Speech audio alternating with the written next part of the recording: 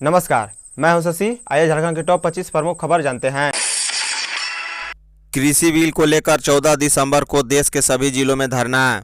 Delhi border पर बैठे किसानों का आंदोलन लगातार 15वें दिन से जारी है। बता दें, केंद्र सरकार के सभी प्रस्तावों को किसानों ने खारिज कर दिया है। इसके अलावा कई दौर की केंद्र सरकार के साथ चली वार्ता भी अब तक बेनतीजा रही। अब गुस्साए किसानों ने अपना आंदोलन तेज करने का मन बना लिया है। अपने आंदोलन को और तेज करते हुए किसानों ने सभी हाईवे को जाम करने का ऐलान किया है। साथ ही 14 दिसंबर को देश के सभी जिलों में धरना प्रदर्शन का फैसला किया है। 62,000 परीक्षार्थियों का जारी नहीं हुआ compartmental result. Jharkhand academic council द्वारा ली गई मैट्रिक और इंटरमीडिएट कंपार्टमेंटल परीक्षा का रिजल्ट अब तक जारी नहीं हुआ है। बता दें, परीक्षा में 62,000 परीक्षार्थी सम्मिलित हुए थे। रिजल्ट जारी नहीं होने से छात्रों का अब भविष्य अंधकार में है, क्योंकि बोर्ड की परीक्षा को लेकर 3 माह और शेष है। ऐसे में इतने कम समय में नामांकन के साथ साथ परीक्षा की तैयारी करना आसान नहीं होगा। मुख्यमंत्री ने विभिन्न जिलों से आए आम लोगों की शिकायतें सुनी। कांके रोड स्थित मुख्यमंत्री आवास पर गुरुवार को मुख्यमंत्री हेमंत सोरेन राज्य के विभिन्न जिलों से आए आम लोगों की शिकायतें सुनी। बता दें, इस दौरान मुख्यमंत्री हेमंत सोरेन स्वयं चलकर एक एक लोगों के पास गए और उनके हाथों से आवेदन पत्र लिया और उनकी समस्याओं के त्वरित समाधान के लिए संबंधित अधिकारियों को निर्देश दिए। मुख्यमंत्री सोरेन के आश्वासन के बाद लोग संतुष्ट दिखाई दिए। बता दें, आम जनता में अधिकांश लोगों ने पानी, बिजली, सड़क, पेंशन और आवास इत्यादि से जुड़ी समस्याओं को मुख्यमंत्री के सामने रखा।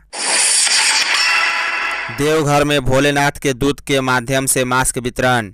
देवघर जिले भर में 100% लोगों के मध्य मास्क के प्रयोग को सुनिश्चित करने के उद्देश्य से जिला प्रशासन ने ठोस रणनीति बनाकर उस पर अमल करने का निर्णय लिया है।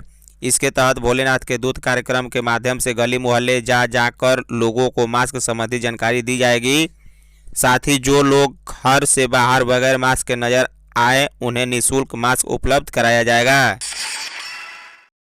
गिरिडीह मधुपुर लोकल ट्रेन का परिचालन शुरू। गिरिडीह मधुपुर लोकल ट्रेन गुरुवार से 9 माह बाद फिर से दौड़ने लगी। यात्रियों को इसका काफ़ी लाभ पहुंचेगा।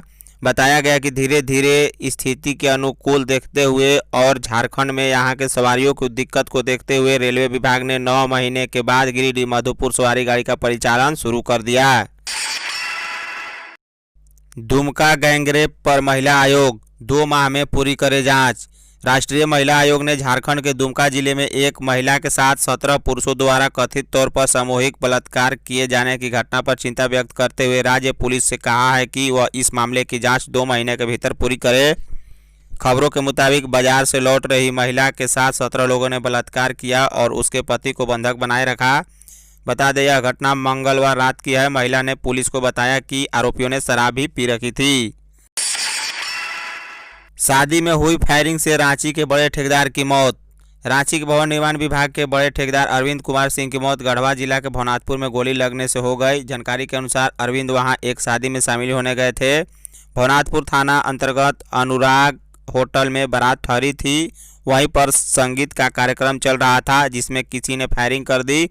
बता दें, गोली मृतक के जांघ में लगी, जिसके बाद उसके साथी आनन फानन में अस्पताल ले गए, पर अस्पताल पहुंचने पर उनकी मृत्यु हो जाने के कारण शव को वहीं छोड़कर फरार हो गए। डाक विभाग के 2582 पदों पर आवेदन की आखिरी तारीख आज। भारतीय डाक विभाग के 2582 पदों पर जारी वैकेंसी के लिए आवेदन करने की अंतिम तारीख आज 11 दिसंबर को है। इस वैकेंसी के तहत झारखंड, पंजाब और नॉर्थ ईस्टर्न पोस्टल सर्किल में ग्रामीण डाक सेवक के पद पर भर्तियां की जाएगी। बता दें, भारतीय डाक विभाग के इन पदों पर 10वीं पास छात्र आवेदन कर सकते हैं।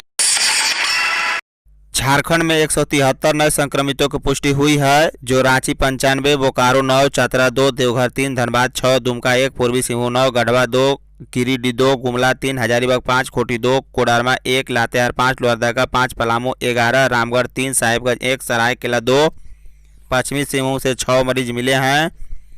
झारखंड में कुल संक्रमितों की संख्या 1,11,003 है, जबकि 1,08,320 लोग स्वस्थ हुए और 993 की मृत्यु हो गई।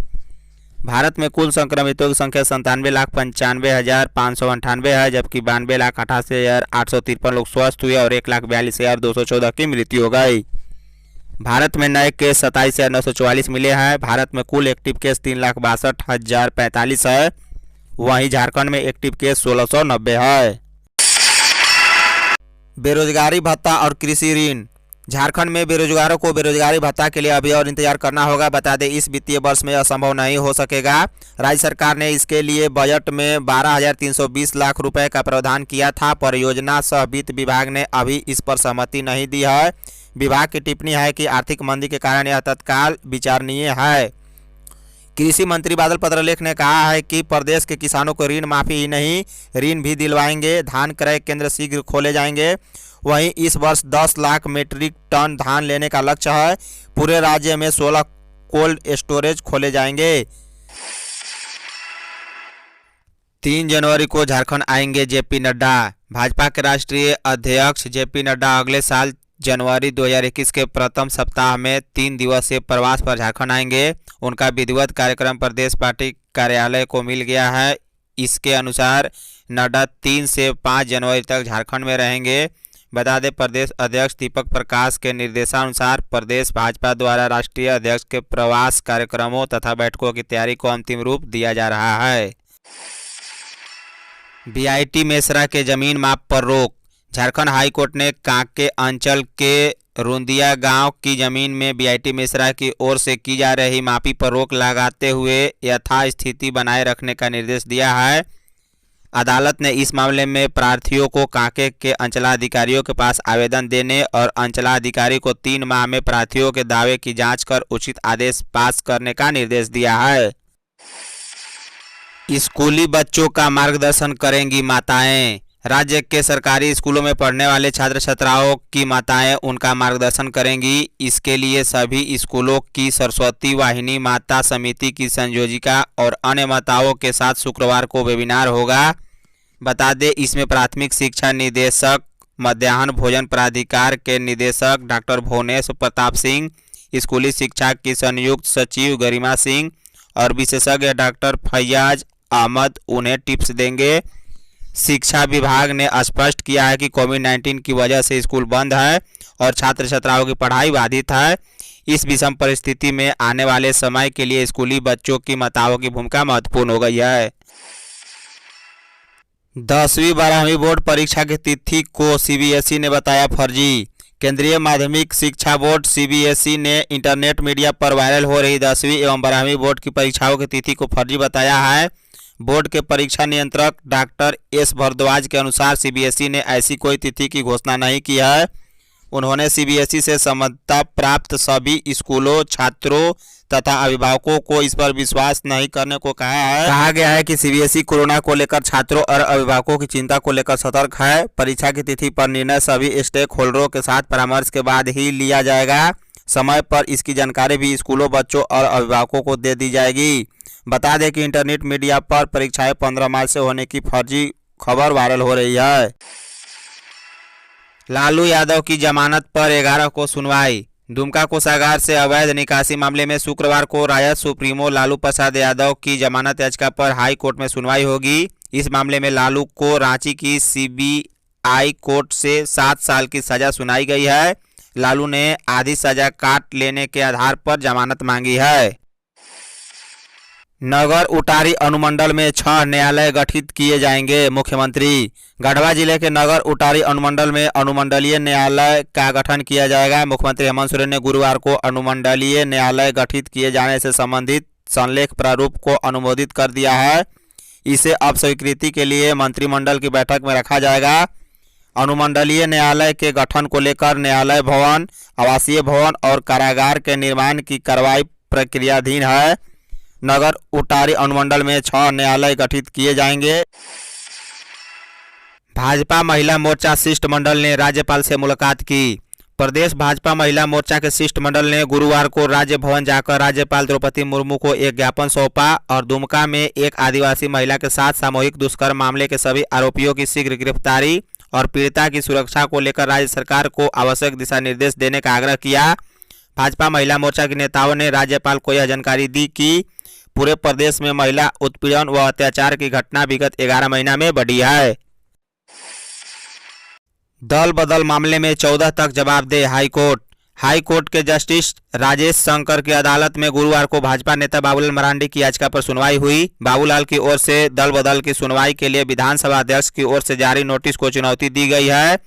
इस मामले में दाखिल याचिका पर जवाब दाखिल करने के लिए विधानसभा के अधिवक्ता ने अदालत से समय की मांग की। इसे अदालत ने स्वीकार करते हुए 14 दिसंबर तक जवाब दाखिल करने का निर्देश दिया है। सीओ की रिपोर्ट के आधार पर पुलिस अब जमीन विवाद पर करेगी कार्रवाई। झारखंड में जमीन विवाद के मामलों में सीओ के रिपोर्ट के बाद ही पुलिस मामले में कार्रवाई करेगी। बता दें, पुलिस अब जमीन विवाद में सीधे हस्तक्षेप नहीं करेगी। इस संबंध में पुलिस मुख्यालय ने सभी एसपी को दिशा निर्देश जारी किए हैं। पुलिस मुख्यालय के आदेश के अनुसार किसी भी जमीन विवाद के मामले में पुलिस सीधे हस्तक्षेप कराने के बजाय स्थानीय सीओ और जिला प्रशासन से मामले में कार्रवाई के लिए पहल करेगी। अवैध खनन के खिलाफ लगातार छापेमारी का निर्देश। रांची के उपायुक्त छवि रंजन ने गुरुवार को जिला टास्क फोर्स समिति की बैठक आयोजित की। बैठक के दौरान उपायुक्त ने अवैध खनन के खिलाफ लगातार छापेमारी का निर्देश दिया। बैठक के दौरान उपायुक्त ने अवैध माइनिंग की रोकथाम के लिए पिछले दिनों की गई कार्रवाई की समीक्षा भी की। उन्होंने सभी अधिकारियों को अवैध खनन सहित ईंट भट्ठों के आसपास प्रदूषण इत्यादि की जांच के सख्त निर्देश दिए। दुमका सामूहिक दुष्कर्म मामले में एक गिरफ्तार। दुमका पुलिस ने गैंग रेप में शामिल एक अप्राथमिक अभियुक्त मंगल मोहली को गुरुवार की सुबह गिरफ्तार कर लिया है। वहीं बुधवार को हिरासत में लिए गए दूसरे आरोपी राम मोहली को पुलिस संदिग्ध मानकर पूछताछ कर रही है। गुरुवार को एसआईटी की 5 सदस्यों ने मंगल को घटना स्थल पर ले जाकर सीन रिक्रिएट किया और कुछ नमूना एकत्र किया है। बता दें, सामूहिक दुष्कर्म में शामिल सभी आरोपियों की पहचान हो चुकी है। पुलिस उनकी गिरफ्तारी के लिए छापेमारी कर रही है। झारखंड मौसम विभाग के अनुसार राजधानी रांची में ठंड और बढ़ने वाली है। मौसम में लगातार परिवर्तन हो रहा है। बता दें, गुरुवार की सुबह कोहरा भरा रहा, जबकि मौसम विभाग का अनुमान है कि आगामी 12 दिसंबर से 15 दिसंबर के बीच बादल छाए रहेंगे। पिछले 24 घंटा में न्यूनतम तापमान में 1.2 डिग्री सेल्सियस तक की गिरावट हुई। वहीं अधिकतम तापमान 1.6 डिग्री सेल्सियस नीचे आया है। चिप टेक्नोलॉजी से होगा कचरा का उठाव। राजधानी रांची में घर घर से कचरा उठाव के लिए नगर निगम आधुनिक तकनीकी का इस्तेमाल करने जा रहा है। बता दें, नगर निगम इसके लिए रेडियो फ्रीक्वेंसी आइडेंटिफिकेशन टैग का इस्तेमाल करेगा। कूड़े का उठाव करने वाले सफाई कर्मी जिस घर से कूड़ा का उठाव करेंगे, उस घर की चिप से अपने पास मौजूद चिप को टैग कर लेंगे। इससे नगर निगम के पास यह रिकॉर्ड पहुंच जाएगा कि उस घर से कचरा का उठाव किया गया है। आर्मी रैली भर्ती 21 दिसंबर से 20 जनवरी 2021 तक। रांची जिला के मोराबादी मैदान में आर्मी भर्ती रैली दिनांक 21 दिसंबर से 20 जनवरी 2021 तक आयोजित किया जाएगा। आर्मी भर्ती रैली में अधिक से अधिक युवाओं को शामिल होने हेतु अनुरोध किया गया है। धन्यवाद। यदि आप चैनल पर नए हो तो चैनल को सब्सक्राइब कर बगल का बेल आइकन दबाइए। साथ साथ वीडियो को एक लाइक कर अपने दोस्तों के साथ शेयर करना ना भूलें। साथ साथ आप हमें कमेंट बॉक्स में अपना फीडबैक अवश्य दें। Thank you.